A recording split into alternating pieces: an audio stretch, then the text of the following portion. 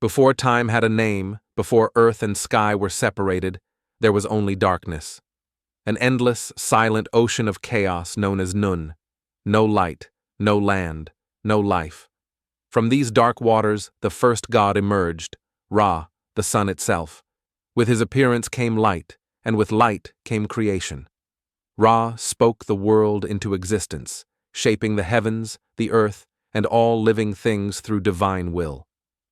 From the moment of creation, the universe was governed by a sacred balance known as Ma'at. Ma'at was truth, order, justice, and harmony. As long as Ma'at existed, the world would endure. If it was broken, chaos would return. The gods of Egypt were not distant or abstract. They were present in the rising sun, the flowing Nile, the desert storms, and the beating human heart. They lived among humanity through nature itself. Ra ruled the sky, sailing across it each day in his solar boat. At night, he descended into the underworld, where he faced monstrous forces of darkness. Every sunrise was a victory, proof that order had defeated chaos once again. Among the gods was Osiris, a wise and just ruler who taught humans agriculture, law, and civilization. Under his reign, Egypt flourished. But not all gods valued order. Set, god of storms, violence, and disorder, grew consumed by jealousy. He desired Osiris's throne and his power. Through deception, Set murdered Osiris and tore his body apart, scattering the pieces across the land. With Osiris gone, chaos spread through the world. Yet death was not stronger than devotion. Isis, goddess of magic and motherhood, refused to accept her husband's fate. She searched every corner of Egypt, gathering the broken pieces of Osiris. With forbidden magic and unbreakable love, she restored his body and brought him back to life. Osiris could not return to the living world. Instead, he descended into the realm of the dead, becoming its eternal ruler. From that moment on, death was no longer an end, but a transformation.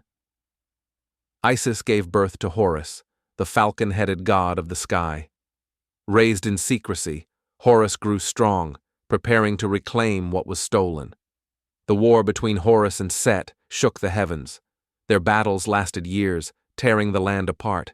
Eyes were lost. Kingdoms fell. The gods themselves were divided. In the end, Horus emerged victorious. Order was restored. Set was cast into the desert where chaos would forever dwell.